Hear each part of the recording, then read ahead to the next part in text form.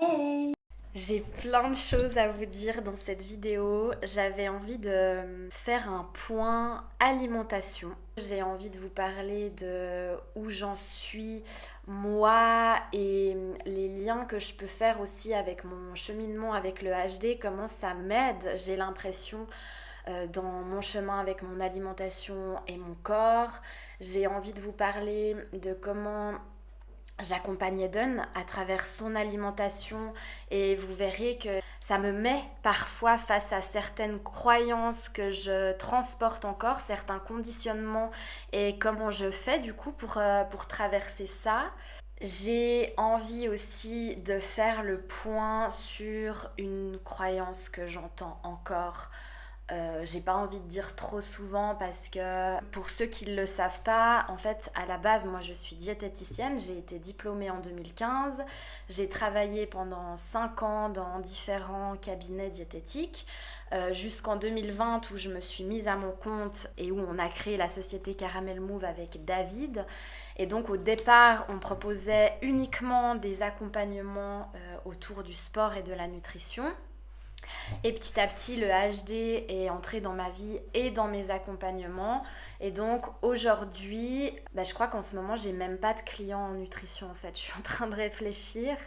Non, j'ai pas de clients en nutrition actuellement. Ça dépend un petit peu des périodes en fait. Avec le temps, je me suis plus sentie animée dans le fait de parler de HD, de mon expérimentation, etc. Donc j'ai aussi attiré des gens par rapport à ça. Mais j'accepte toujours volontiers les personnes qui ont envie de démarrer un suivi en nutrition et qui souhaitent être accompagnées par moi. Donc voilà, j'ai toujours du plaisir à ça. Et puis maintenant, je combine aussi accompagnement, nutrition et puis le fait d'avoir le design de la personne sous les yeux. Et en sachant que mes accompagnements nutrition, ils ont toujours pris en considération la personne dans sa globalité. Il y a toujours eu une orientation où à un moment donné on allait aborder l'aspect émotionnel de la vie de la personne, où on allait aborder sa vie familiale, où on allait... Enfin voilà, moi c'est ça que j'aime dans mon métier, c'est pas de rester focalisé sur une théorie et de dire voilà, si tu fais ça tu vas obtenir tel résultat, mais c'est de prendre en considération la personne, ce qu'elle a envie de mettre en place, de discuter aussi avec la personne, mais quand tu as envie de mettre en place ça, est-ce que ça vient vraiment de toi ou est-ce que ça vient de l'extérieur, etc. Donc voilà, finalement mes suivis nutrition, ils se rapprochent entre guillemets de ce que je peux faire en human design, puisque je vais toujours aller gratter en fait là où je sens que c'est juste, et parfois c'est pas du tout dans l'assiette que ça se passe. Mon ordinateur il chauffe à chaque fois que j'ai mon logiciel de montage qui est ouvert. Et donc, ce que je voulais dire, c'est que j'avais envie aussi dans cette vidéo, j'avais envie de casser une bonne fois pour toutes le mythe qu'il y a encore autour des œufs.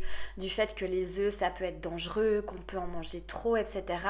Donc, je vais vraiment vous partager concrètement, en fait, on va parler des valeurs nutritionnelles de l'œuf, on va parler des recommandations et vous allez pouvoir vous rendre compte en fait qu'il n'y a aucune problématique à consommer des œufs au quotidien, plusieurs œufs au quotidien, mais je vais vous en parler de façon très concrète. Donc voilà un petit peu le programme de cette vidéo.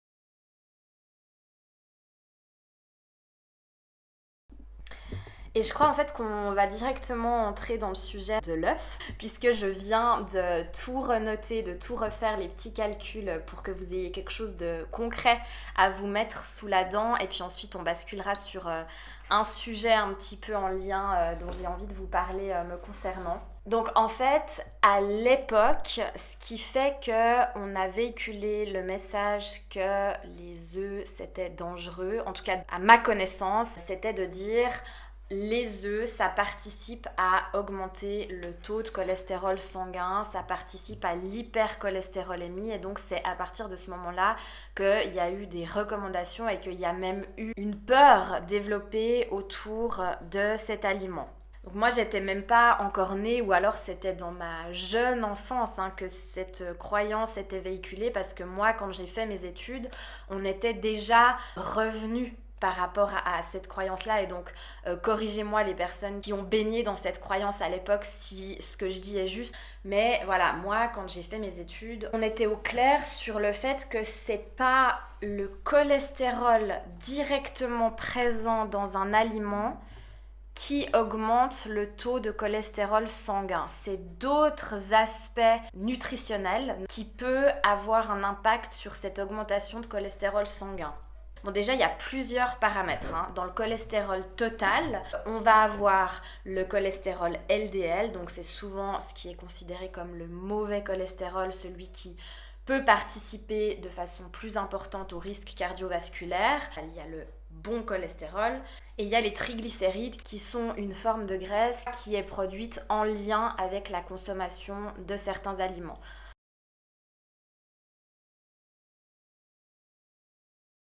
Et on va aussi calculer un rapport qui est le taux de cholestérol total divisé par le taux de bon cholestérol, et ça nous donne un chiffre. Et ce chiffre, plus il est bas, donc même si on a un taux de mauvais cholestérol qui va faire partie de la fraction du cholestérol total, par cette division qui intervient avec le taux de bon cholestérol, et donc plus le taux de bon cholestérol va être élevé, plus le rapport va diminuer. Et bien si ce rapport diminue, dans le calcul du risque cardiovasculaire, le risque va diminuer également. Bon, je suis en train de faire le montage de la vidéo et j'avais juste envie de faire un petit aparté, puisque mon objectif là par rapport à cette thématique des œufs, c'est vraiment de vous permettre d'avoir les informations des recommandations actuelles, de la composition de l'œuf, et de pouvoir réellement vous faire un avis par rapport à ça. Et donc, ce que je vous partage dans la suite de cette vidéo, c'est effectivement, voilà ce qui est dit dans les recommandations, voilà ce qui se dit dans la communauté scientifique, etc.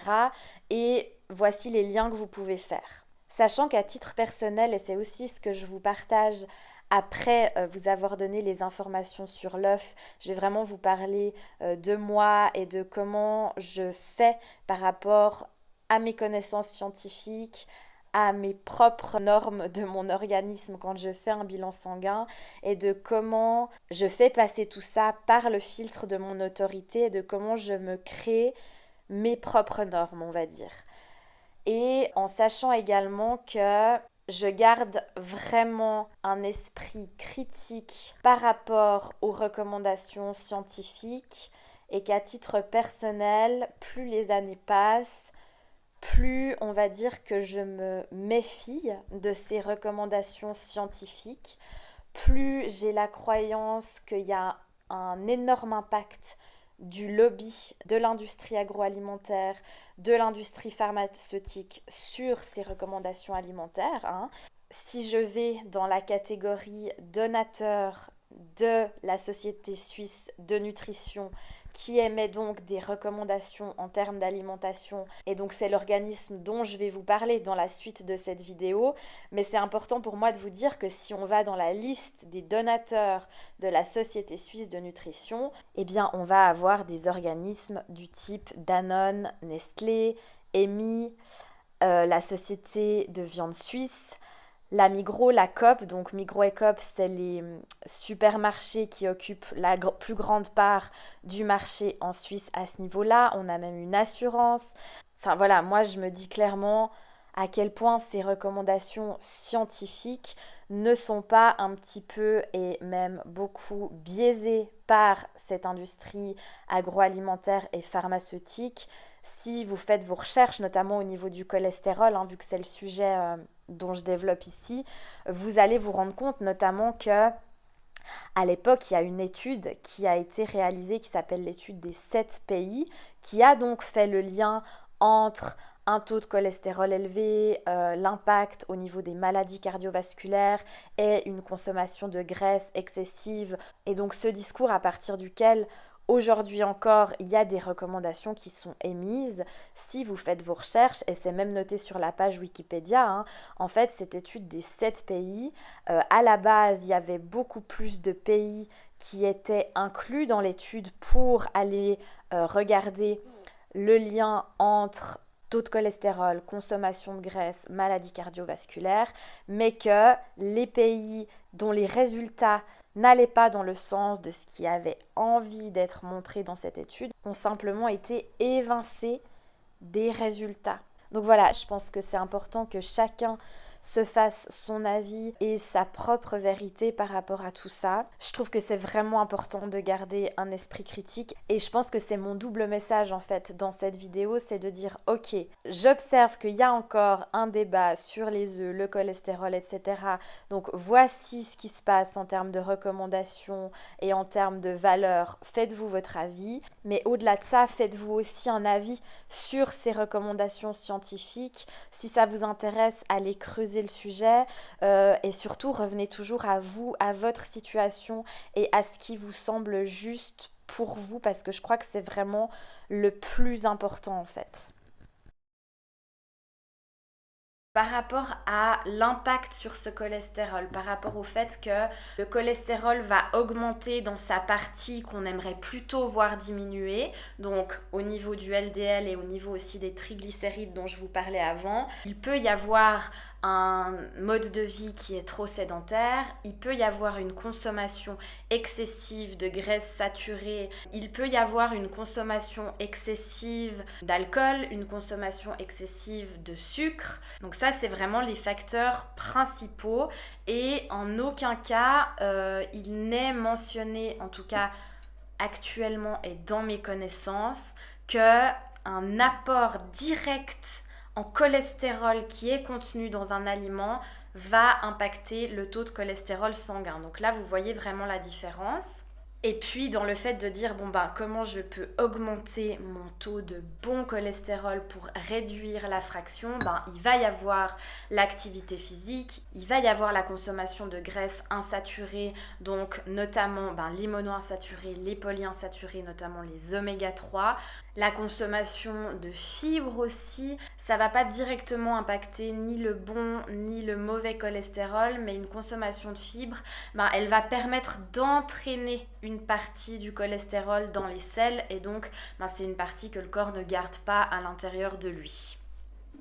Maintenant que ça s'est posé, on va pouvoir s'intéresser aux recommandations, notamment par rapport à ces graisses saturées qui peuvent poser problème par rapport à un taux de cholestérol trop élevé. Et donc là, je me concentre vraiment sur ces recommandations-là puisque c'est ça qu'il faut regarder par rapport au discours de dire mais l'œuf c'est dangereux par rapport à ce taux de cholestérol, etc.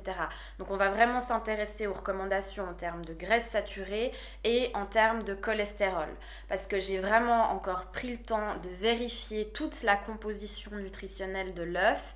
Et à part le fait qu'il est ultra intéressant au niveau de sa composition en protéines, parce qu'en fait au niveau de sa valeur biologique, donc là c'est relié vraiment à la qualité de la protéine, à sa composition en acides aminés et notamment en acides aminés essentiels, donc que le corps ne sait pas fabriquer et qu'il est obligé d'avoir par rapport à son alimentation.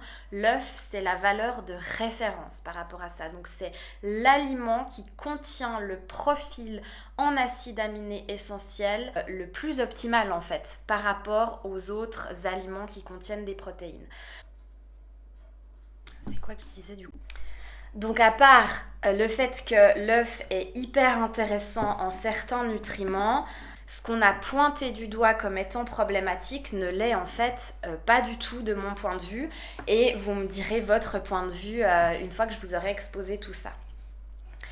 Donc si on regarde les recommandations en graisses saturées, donc moi je me base sur les recommandations suisses. Maintenant en fonction de votre pays, normalement il y a des recommandations qui ont été émises. Je vous mettrai dans la barre d'infos les sites que j'utilise pour aller consulter ces références. Mais en termes de graisse saturée totale, les recommandations suisses indiquent qu'il faudrait qu'elle corresponde à moins de 10% de l'apport énergétique total. Et donc pour un apport énergétique quotidien en moyenne de 2000 calories, il faudrait que ce soit maximum de 20 grammes de graisse saturée par jour. Maintenant, si on va regarder la valeur nutritionnelle de l'œuf, moi j'utilise la table de composition Sequal, je vous la mettrai aussi dans la barre d'infos, mais où vous avez vraiment tout qui est détaillé par aliment. Donc là, si je regarde le profil de l'œuf dur au 100 grammes, donc 100 grammes ça fait à peu près 2 œufs, il va contenir 2,55 grammes d'acides gras saturés. Donc à peu près, un tout petit peu plus que le 10% de ce qui est recommandé au total en moyenne. Encore une fois, c'est une moyenne sur la journée. Donc en fait, si vous consommez 2 œufs tous les jours, ça ne correspond que au 10% du total des recommandations par rapport à ces graisses saturées. Donc après, bien sûr que ça va dépendre de ce que vous consommez à côté et de quel choix vous décidez de faire, et de si un jour vous décidez d'analyser en totalité votre alimentation, c'est de dire ok, est-ce que je peux octroyer ce 10% là à une consommation quotidienne d'œufs si c'est un aliment que j'aime, si j'ai une alimentation par exemple qui est végétarienne et donc où en fait l'apport que j'aurais obtenu en protéines par exemple dans la viande et dans le poisson, je décide de l'obtenir avec une consommation d'œufs plus régulière. Est-ce que selon vous, ce 10%, il est excessif, il est intégrable à votre journée alimentaire ou bien pas? Ensuite, si on regarde les recommandations en termes d'apport en cholestérol, les recommandations suisses nous disent que concernant l'apport maximal en cholestérol, aucune recommandation ne peut être formulée sur une base scientifique. Donc même si je vous indique que dans 100 g d'œufs, nous avons un apport total de 355 mg de cholestérol, vous n'allez pas pouvoir en tirer quelque chose puisque même au niveau des recommandations, il n'y a pas de recommandation scientifique sur un apport maximal en cholestérol, sachant que le cholestérol, en fait, notre corps en a besoin. Le cholestérol, c'est un des constituants des membranes de nos cellules, au même titre que les autres graisses, donc les acides gras saturés, monoinsaturés, polyinsaturés. Donc les graisses sont hyper importantes. Le cholestérol, il participe aussi à la production des sels biliaires qui vont nous aider à digérer, et notamment à digérer les graisses. Il fait partie aussi de la synthèse de la vitamine D dans notre corps et c'est notamment un précurseur de nos hormones sexuelles, donc ce qui fait qu'on va avoir un cycle plus ou moins régulier, un cycle plus ou moins douloureux, qu'on va développer des pathologies ou bien pas, etc. Que ce soit direct ou indirect, le cholestérol, il va entrer en fait dans le calcul. Et donc moi j'aurais plutôt envie de dire comment on peut le réhabiliter plutôt que continuellement le pointer du doigt et se dire que c'est mal et qu'il faut le restreindre. Maintenant, dernier calcul pour qu'ensuite le débat soit clos, j'ai envie de dire, ou en tout cas que vous ayez toutes les cartes en main pour définir en fait votre consommation d'œufs individuelle. Si on regarde au niveau des recommandations en graisse totale sur la journée, donc l'addition de toutes les graisses, les recommandations, ça va être 20 à 35% de l'apport énergétique total. Donc encore une fois, sur un apport à 2000 calories, on a une grande fourchette qui peut aller de 45 grammes minimum de graisse par jour Et on peut aller dans les recommandations jusqu'à un maximum de 90 grammes. Moi, j'avoue que je suis plutôt dans la fourchette haute du calcul. Parfois même, je peux atteindre les 100 grammes. Mais donc ça, c'est un petit peu, encore une fois, un choix individuel à partir du moment où moi, j'aime bien en fait m'assurer que le besoin en protéines, il est couvert sur la journée. Et à partir du moment où il est couvert, le reste des calories, elles peuvent se répartir entre les glucides et les lipides. Donc moi, je sais que je vais préférer avoir un apport en lipides plus élevé et je sais que naturellement, je vais avoir une consommation de glucides moins importante que d'autres personnes. Puis d'autres personnes, ça va être l'inverse.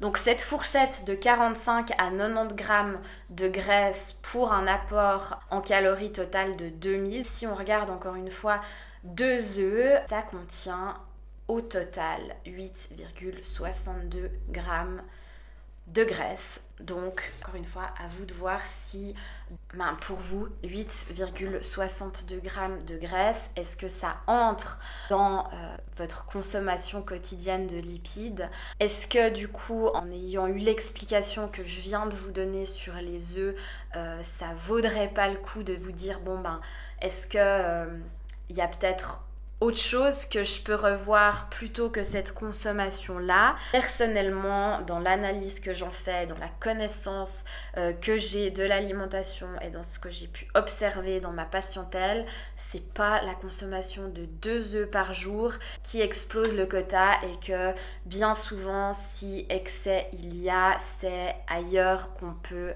l'observer et le réajuster, sachant aussi que les œufs avec le rapport en protéines, ça va participer au rassasiement, en fait, à la satiété qu'on peut ressentir au niveau d'un repas. Donc personnellement, moi je trouve que c'est un aliment qui limite devrait faire partie de notre alimentation quotidienne plutôt que d'y aller avec des pincettes en ayant peur à chaque fois qu'on consomme un œuf, 2 œufs et qu'on en a déjà consommé hier, donc il faut que je fasse attention aujourd'hui. Maintenant, moi, j'ai quand même envie de vous faire un petit lien plus élargi, donc sans parler des œufs, mais j'ai envie de vous faire un lien avec le HD par rapport à ce taux de cholestérol et mon expérimentation à moi, parce que pendant des années, j'ai souffert d'hypercholestérolémie. Donc il y a un terrain génétique puisque mon papa a toujours eu, ou en tout cas depuis de nombreuses années, un taux de cholestérol élevé, ma sœur également, mes grands-parents également. Et moi, à partir du moment où j'ai réalisé des bilans sanguins, il s'est avéré que mon taux de cholestérol était trop élevé par rapport aux normes. Et donc moi, au départ, j'ai suivi cette information de dire ok, c'est trop élevé. Je vais chez un médecin homéopathe, donc qui n'est pas sur un forcing au niveau du traitement et qui propose souvent des alternatives plus naturelles que, je ne sais pas si vous y connaissez un petit peu, mais dans le domaine du cholestérol, on a souvent tendance à prescrire des statines pour réduire le taux de cholestérol.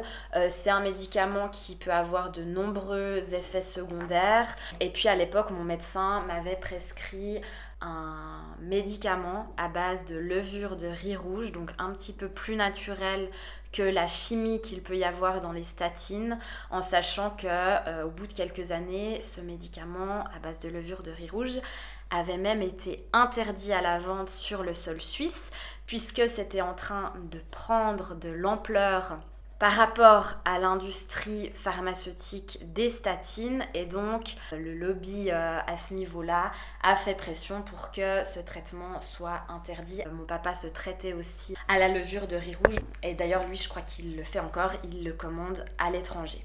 Et puis un beau jour, j'ai commencé à me reconnecter à ma motivation peur dans ce domaine-là aussi. Donc plutôt que de dire je ne vais pas trop farfouiller dans mes connaissances, dans la composition du produit, etc., je me laisse porter, etc.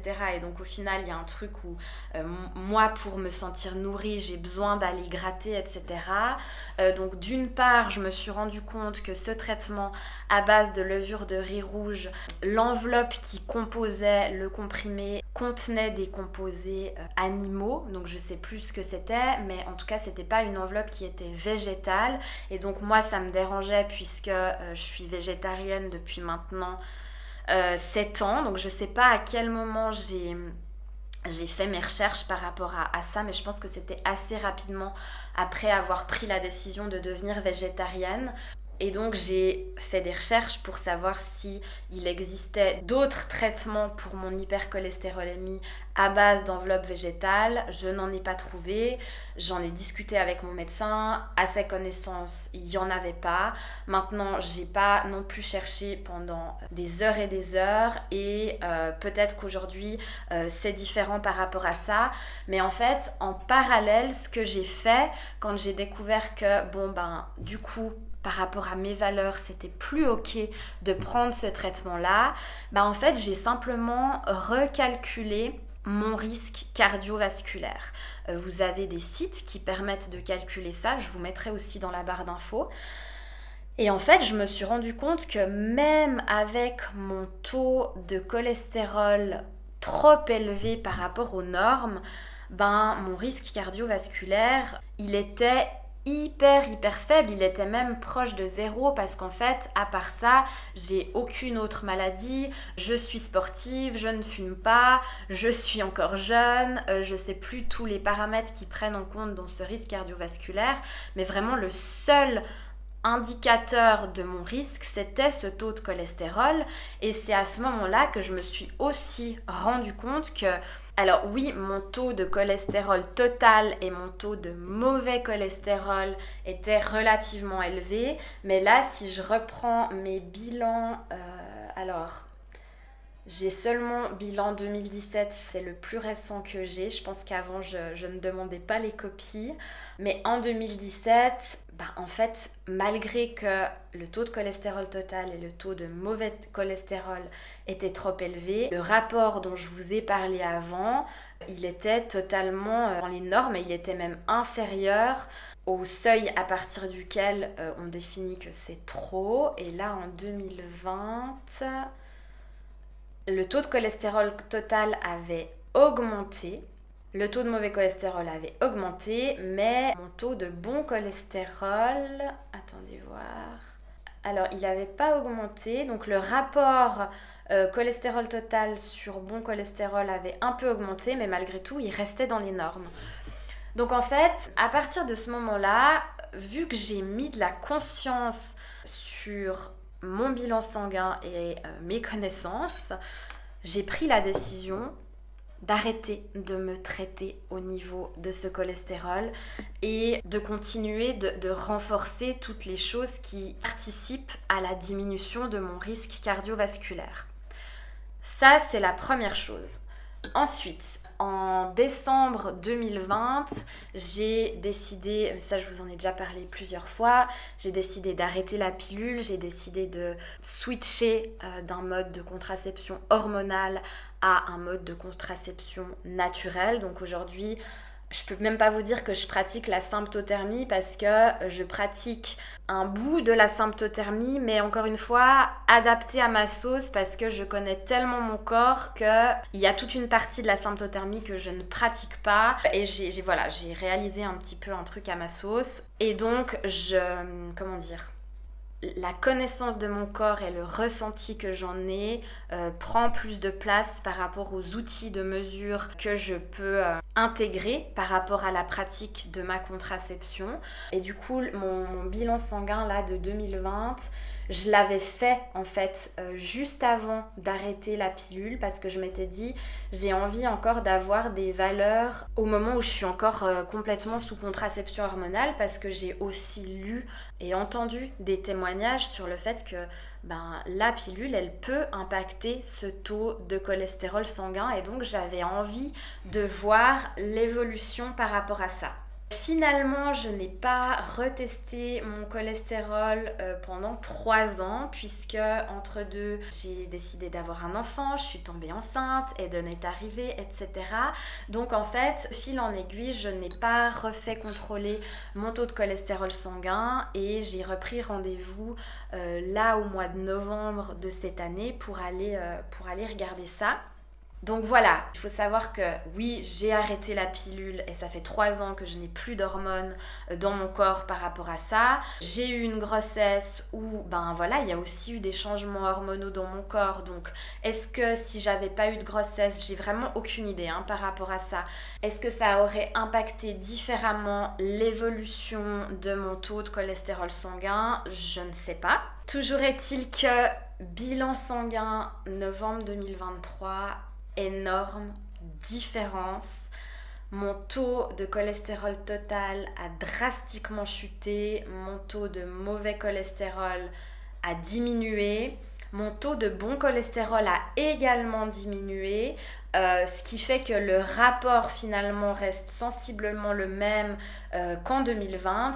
Mais en tout cas, si on regarde vraiment chaque valeur, il n'y a eu que diminution. Donc forcément, je fais un lien avec l'arrêt de la pilule, mais je fais aussi un lien, et c'est ça dont j'ai envie de développer maintenant, je fais également un lien avec l'alignement à mon design, puisque non seulement mon taux de cholestérol a diminué, mais également mon taux de fer a augmenté de façon... Mais moi, je suis choquée en fait. D'aussi loin que je me souvienne, j'ai toujours été carencée en fer, sachant que du coup j'ai vécu une grossesse, j'ai vécu un accouchement. Alors bon, évidemment, pendant mes 9 mois de grossesse, je n'ai pas eu de menstruation. Pendant 9 mois après ma grossesse, vu que j'allaitais, je n'ai pas non plus de menstruation. Mais j'ai quand même eu un retour de couche il y a plus de 6 mois. Et mon taux de fer n'a jamais été aussi haut. Il est dans les normes, il n'est pas dans la norme supérieure, mais il n'est pas non plus dans la norme inférieure. Et autant je suis choquée, autant en fait, du coup, si je vais creuser par rapport au HD, le centre qui est associé au sang, et donc là, un bilan sanguin, on va regarder les valeurs contenues dans le sang. Donc autant le sang que le foie, et donc je vous parle du foie parce que le foie c'est l'organe en fait qui va métaboliser le cholestérol au niveau du corps. Donc ces deux paramètres là se retrouvent au même endroit au niveau des 9 centres HD et ils se retrouvent au niveau du centre G. Donc le centre G, c'est le losange qu'il y a au milieu de votre design, en sachant que moi, en fait, le centre G, il est associé à mon autorité.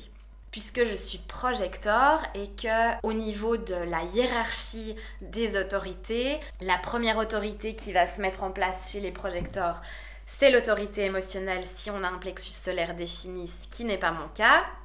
La deuxième autorité qui se met en place, c'est l'autorité splénique, si on a un centre splénique défini, ce qui n'est pas mon cas. La troisième autorité qui va se mettre en place, c'est l'autorité liée au centre du cœur défini, donc l'autorité égo si notre centre du cœur est défini, ce qui n'est pas mon cas.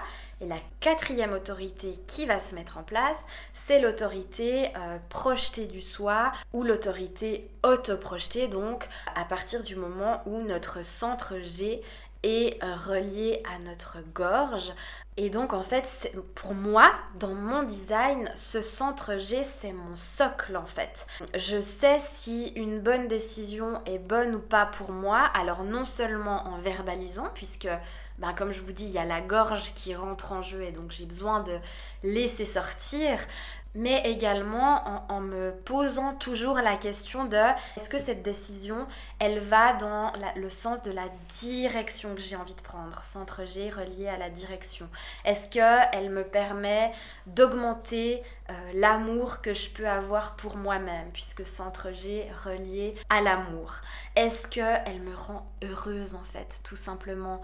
Et là, j'ai envie de dire, il peut y avoir un biais dans ce qu'on véhicule dans la société, parce que vous allez me dire, mais c'est logique que on doit se poser la question de si X ou Y décision va nous rendre heureux ou heureuse.